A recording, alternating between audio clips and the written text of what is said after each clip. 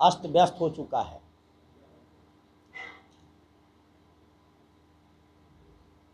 लगभग एक सप्ताह से विभिन्न इलाकों का मैं दौरा कर रहा हूं, साथियों के साथ, पार्टी के कार्यकर्ता के साथ।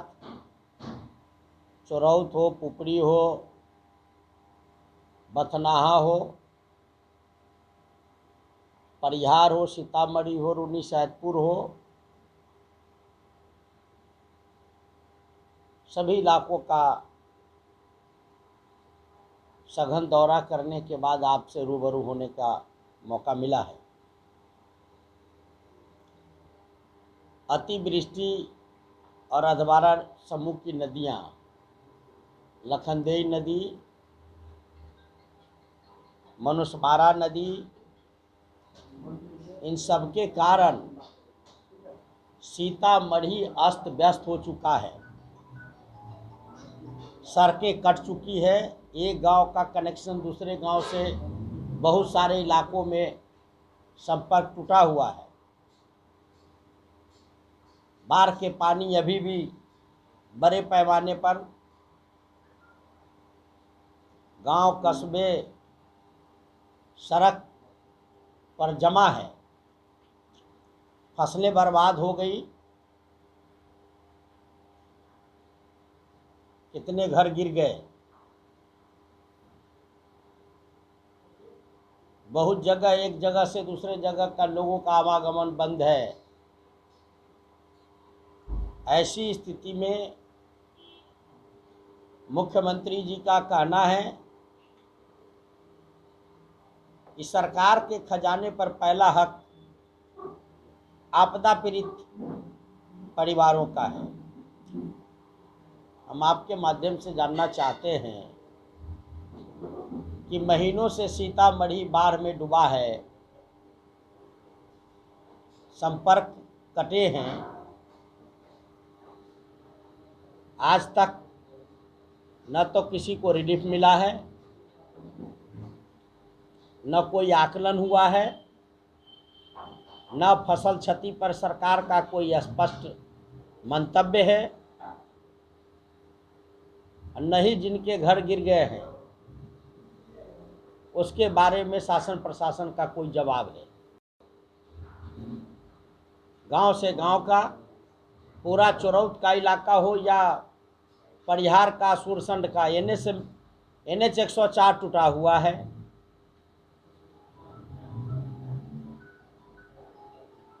और संपर्क चालू करने के लिए सप्ताह भर से मंथर गति से NH 104 पर काम हो रहे हैं। मैंने डीएम को इसके बारे में भी जानकारी दी है। राष्ट्रीय जनता दल परिवार, हम सब राज्य सरकार से मांग करते हैं कि सीतामढ़ी को पूर्ण रूपेण बाढ़ प्रभावित जिला घोषित कर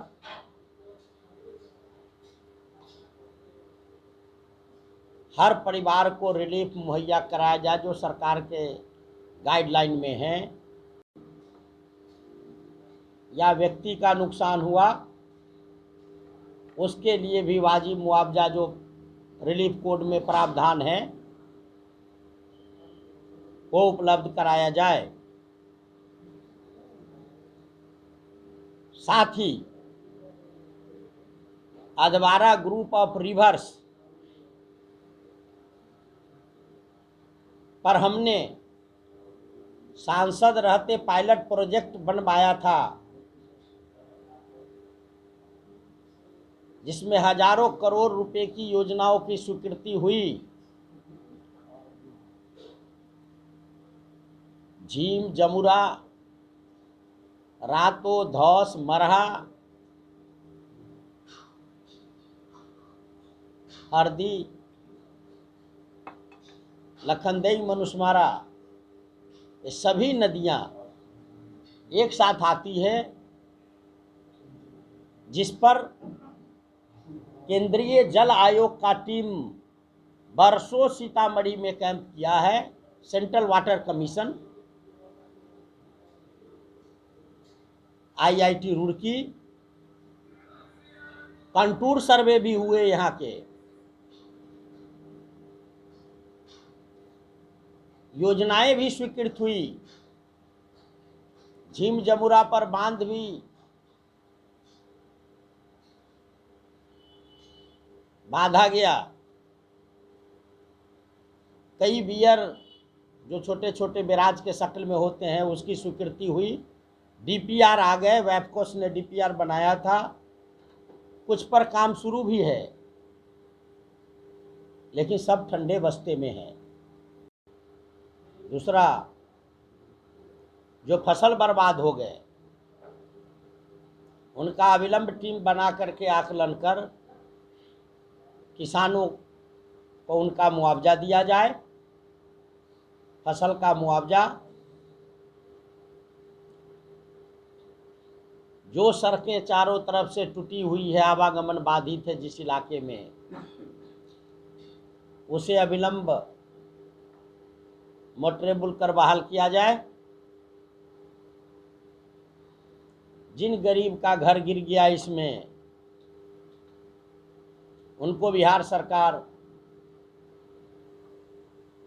अविलंब आकलन करके उनका घर बनाने के दिशा में अविलंब प्रयास करे और उन्हें राशि उपलब्ध कराए।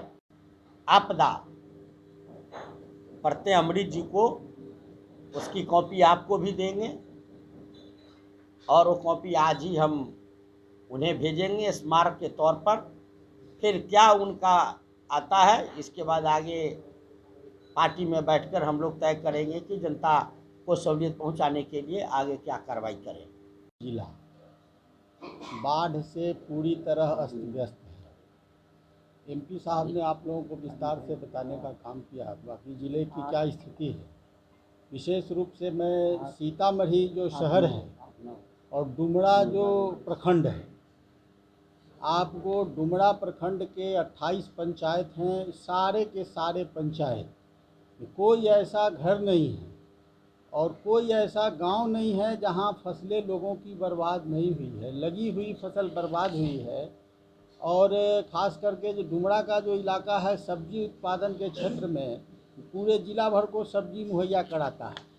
और यहाँ आज जो सब्जी की स्थिति हो गई है, इतनी महंगाई हो गई है, लोगों का बिचड़ा खेत में खराब हो गया है। खेतों में 2-2, 3-3 फीट जो ऊंची ज़मीनें हैं, जहाँ कभी पानी नहीं जाता था, वैसी ज़मीनों में 2-2, 3-3 फीट पानी लगा हुआ है। मतलब कोई ऐसा आदमी नहीं है जो इस बाढ़ से और बरसात से प्रभावित नहीं है, सारे लोग प्रभावित हैं इससे। दूसरा, 77 विद्यालय की शिक्षा विभाग ने सूची दी जो पानी के कारण बंद हैं, जिसमें से 19 विद्यालय सिर्फ डुमरा प्रखंड के थे और सीतामढ़ी शहरी इलाके के थे, जो पानी के कारण नहीं खुल पाए हैं अभी तक। इसलिए आप इससे इसकी विभीषिका का अंदाज़ा लगा सकते हैं कि सीतामढ़ी के अगल बगल में क्या स्थिति पानी की है। और शहर जो हमारा है, जिसका अब नाम बदल के, पहले तो नगर परिषद होता था, अब नगर निगम हो गया है। और यहाँ की जो स्थिति है, पूरा सीतामढ़ी शहर, चाहे कोई मोहल्ला हो, कोट बाज़ार जो यहाँ का सबसे पुराना मोहल्ला है, उधर वार्ड नंबर 18, 19, 20 जिसको लोहिया नगर बोलते हैं, उधर जानकी स्थान के तरफ वार्ड नंबर 1, 2, 3, 4, 5, इधर आपको प्रताप नगर, रघुनाथपुरी, आदर्श नगर, उर्दू मोहल्ला, यानी जितने हैं पूरी तरह से सारे मोहल्लों में लगातार पानी लगा हुआ है। सड़कों पर 1-1, 2-2 फीट पानी है हर जगह और पानी निकलने की कहीं कोई व्यवस्था नहीं है। और सरकार के जो लोग हैं, जो उनके नुमाइंदे हैं, वो सारे लोग हाथ पर हाथ धरे बैठे हैं। कहीं किसी लोगों में कोई अथी नहीं है, जब मान लिया पानी है तो इसको निकालने की कैसी व्यवस्था होगी, सरकार कैसे इस पर तत्पर होगी, किन्हीं के कान पर जूं तक नहीं रेंग रहा है। लगातार यहाँ के स्थानीय लोग और हम लोग सभी लोग लगातार मांग कर रहे, लोगों की समस्याएं बता रहे हैं, लेकिन सरकार उस दिशा में कोई काम नहीं कर रही। एक अथी है, डुमरा से सटे हुए जिला मुख्यालय जहाँ कलेक्टर साहब का ऑफिस है, उससे 200 मीटर की दूरी पे कैलाशपुरी मोहल्ला है। वहाँ का पुल ध्वस्त हो गया है और वहाँ के लोगों को 5 किलोमीटर घूम के आना पड़ता है। हम लोगों ने मांग की थी कि वहाँ तत्काल पीपा पुल का ही निर्माण करा दिया जाए, जिससे वहाँ के लोगों को आने जाने में सहूलियत हो। और वो रास्ता बहुत दूर तक, वहाँ से शिवहर तक के लोग आते जाते हैं, पमड़ा होते हुए शिवहर के लोग आते जाते हैं उस रास्ते से। वैसे रास्ते आजकल बंद हैं। तो ये सभी ज्वलंत मुद्दे हैं और यहाँ की समस्याएं हैं। हमारी मांग है सरकार से, ये जो बाढ़ पीड़ित है उनको रिलीफ कोड के तहत तो जो मुआवजा देना है दे ही, उपलब्ध कराए। कहीं कोई व्यवस्था नहीं है, अभी तक कुछ नहीं हो रहा है। आज कि राज्य सरकार, मुख्यमंत्री जी हेलीकॉप्टर से घूम रहे हैं, तो हेलीकॉप्टर से घूमने से सभी वास्तविकता का पता थोड़े ही लगेगा। ज़मीन पर आइए, देखिए, तब आपको समझ में आएगा। माननीय मुख्यमंत्री जी, तो जो पीड़ित लोग हैं उनको जल्दी से जल्दी सुविधा सहायता उपलब्ध कराइए। किसानों की जो फसलें बर्बाद हुई है, उनके जो बिचड़े बर्बाद हुए हैं, उसका सर्वे कराकर उन लोगों को तुरंत मुआवजा दीजिए। और शहर के लोग जो जल जमाव की समस्या से त्रस्त हैं, उनको तुरंत जल जमाव से मुक्ति कराइए। यही हम लोगों के आज के अथी में मांग है।